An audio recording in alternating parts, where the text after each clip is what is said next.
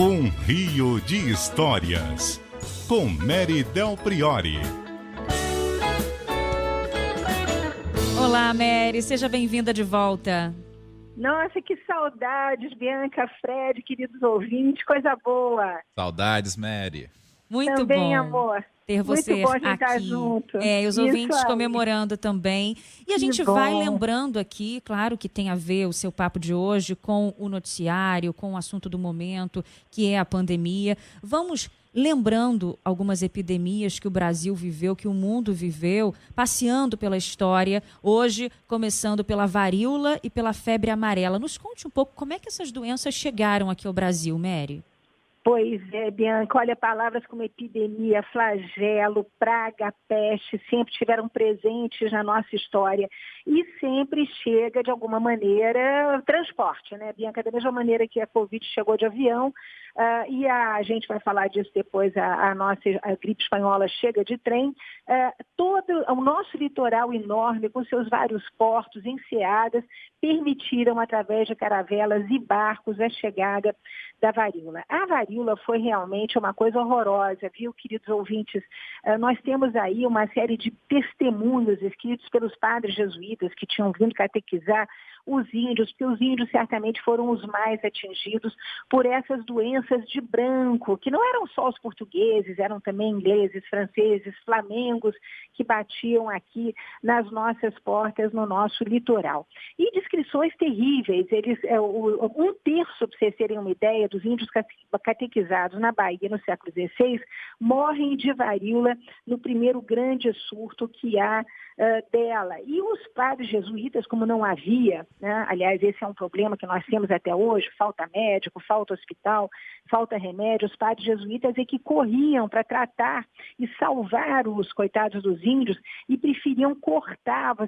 Quem já viu uma imagem de varíola, é uma coisa terrível, uma espécie de bolha que vai aumentando, uma chaga na pele da pessoa. Os padres não tinham coisa melhor a fazer senão cortar com tesoura, deixando a pele dos índios em carne viva. Não é à toa que eles preferiam fugir, né, fugir para os matos e fugiam, Bianca, acreditando que a varíola estava encarnada, quer dizer, que era um demônio, né, que vinha persegui-los, e era mesmo. Olha, chama muita atenção na documentação dessa época o fato de que os índios já tinham uma farmacopeia, eles já conheciam uma série de folhas, de produtos medicinais que se encontravam na floresta, e eles procuravam tratar a doença com óleo de copaíba, com caju, com carimã.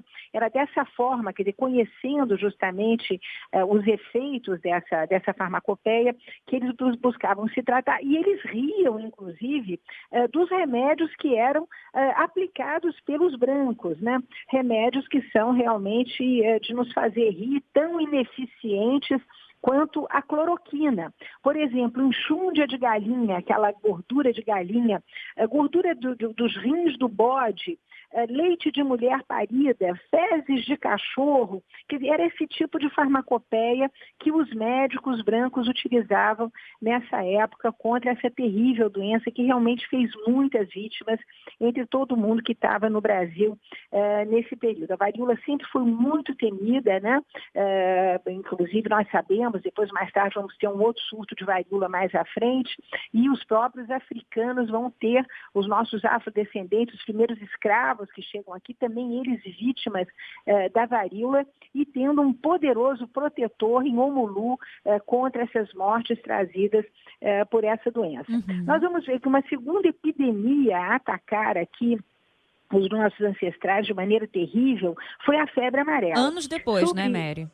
Não, século XVII, viu, Bianca? Estamos aí no período colonial, nós vamos aí aos poucos na cronologia da nossa história. Século XVI e XVII foram terríveis para a varíola e para essa peste que é considerada a febre amarela, mas que na época, Bianca, era chamada de bicha. Bicha como lombriga. E por que bicha? Porque acreditava-se que a febre amarela matava no espaço de 7 dias, exatamente como o veneno de uma cobra, que era também chamada de bicha. A única coisa interessante é que nós temos já para o século XVII um tratado escrito por um médico português, o Tratado Único da Constituição Pestilencial de Pernambuco, onde ele vai tentar fazer não só essa analogia entre a febre amarela e os resultados de uma mordida de cobra, né? Mas ele vai tentar também entender de onde vem a febre amarela. Quer dizer, não havia como detectar que o mosquito era o grande transmissor. E aí a gente mergulha realmente no horizonte mental dos médicos da época, Bianca. Acreditava que o que provocava a bicha era, por exemplo, um eclipse lunar. Né?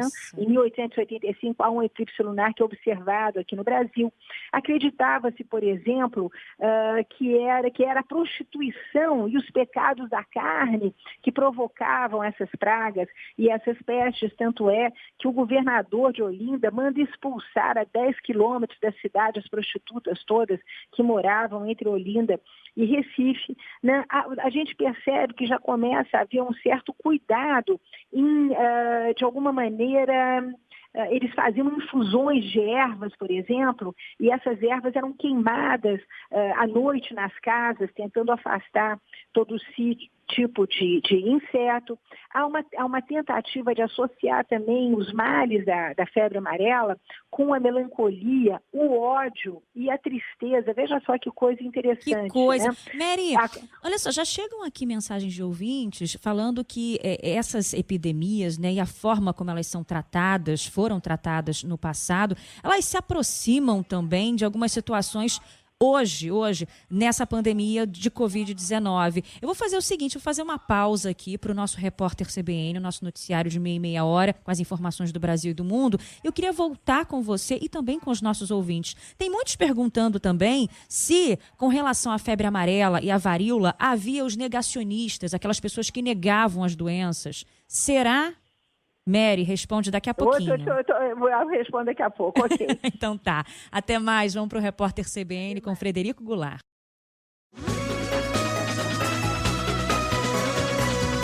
11h35, depois do repórter CBN, de volta com um rio de histórias. Mary Del Priore conversa comigo, com o Fred, com você ouvinte, sobre as doenças que marcaram a história do Brasil. Assim como a Covid-19 certamente estará nos livros de história no futuro bem próximo, né? A varíola já está, a febre amarela também. E Mary, você falava aí sobre as pessoas que criavam diferentes artifícios, né? E até remédios milagrosos para tentar sair da pandemia, para tentar se curar da febre amarela. E aí o ouvinte Wellington, ele lembrou aqui que muita coisa está acontecendo hoje parecida com essas fake news que vão circulando. A gente tem, não à toa, o quadro Fato ou Fake agora para desmentir muitos remédios, muitas receitas caseiras que as pessoas fabricam para tentar acabar com a pandemia. E não é assim que a gente vai combater, não é mesmo?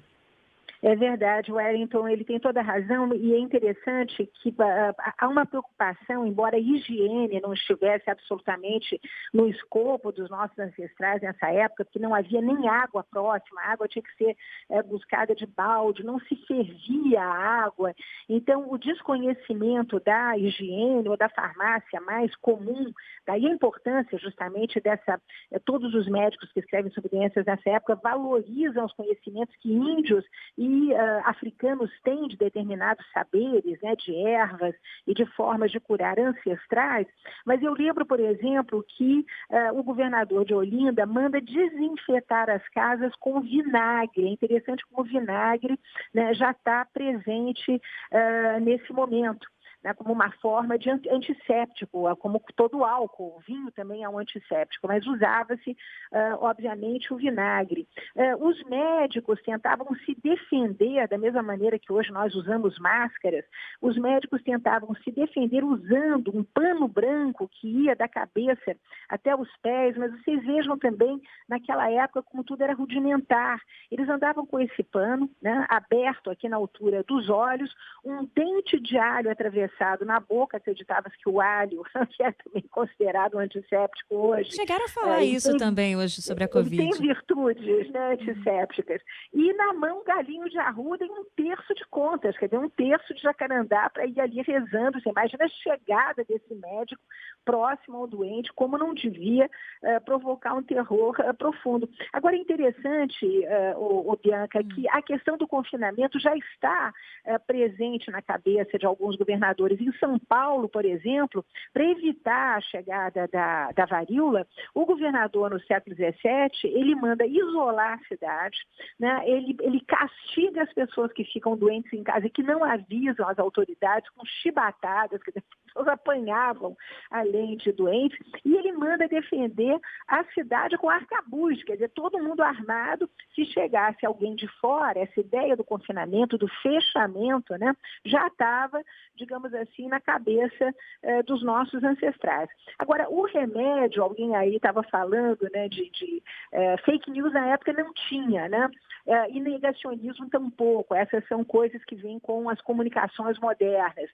Mas eu lembro que havia uma preocupação muito grande em estar de bem com Deus. A imagem de Deus, a doença é sempre considerada alguma coisa, um castigo pelos males cometidos pelos homens. Não só as doenças, mas também episódios como terremotos ou maremotos, tudo isso é um castigo divino. Então, estar bem com Deus, sair em procissão, fazer rogações, procissões de flagelantes pela rua, imagens de Nossa Senhora também que saíam em procissão, acompanhadas, né, pelos fiéis. As pessoas entulhavam as igrejas justamente acendendo velas e fazendo novenas. Nós temos aí santos que vão ficar muito famosos na época de São Roque, por exemplo, né? Uhum. Protetor justamente da varíola. Então nós temos esse pacto com Deus para fazê-lo afastar o mais rapidamente possível essas doenças das populações. É interessante que uma das características das nossas sociedades é a laicização, que as pessoas, nós não tivemos nenhuma manifestação dessa ordem e talvez, digamos, a simbologia da ausência do religioso tenha sido justamente aquela missa belíssima, aliás, do Papa Francisco em Roma, ele sozinho ali no Vaticano, né? Foi muito marcante. Foi marcante, foi emocionante, foi comovente. E isso talvez nos fale do quanto nós hoje estamos distantes justamente dessa fé que modificava o cotidiano das pessoas, as pessoas acreditando piamente que o corpo delas, doente, significava uma presença demoníaca, e era através da fé e da religiosidade que as pessoas procuravam se salvar, né? Eu lembro que não havia medo da morte, isso é uma coisa muito interessante, havia medo de morrer sem estar preparado.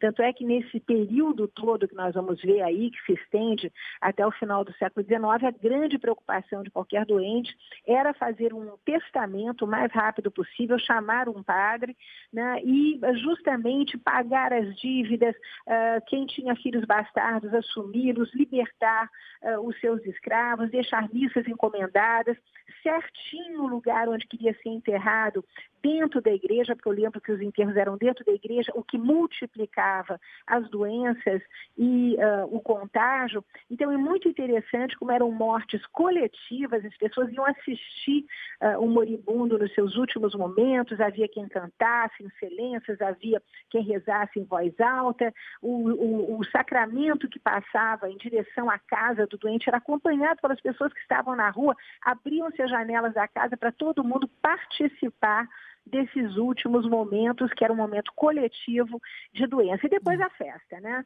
Muita bebida, muita comida, todo mundo festejando essa partida para o além, porque é óbvio que nessas épocas, né, mais valia estar morto sem sofrimento do que continuar sofrendo dessas doenças sobre a face da Terra. Então, atitudes muito diferentes diante da doença e da morte nós tínhamos aí no período colonial. São sim rituais muito diferentes que ficaram marcados, né? E a gente vai ver o que vai ficar marcado agora para os livros num futuro próximo. Mary, obrigada, um beijo para você e até semana que vem, segunda-feira, no Rio de Histórias. Boa semana para todos e estou feliz de estar matando as saudades aqui. Tchau, nossa, historiadora Mary Del Priore.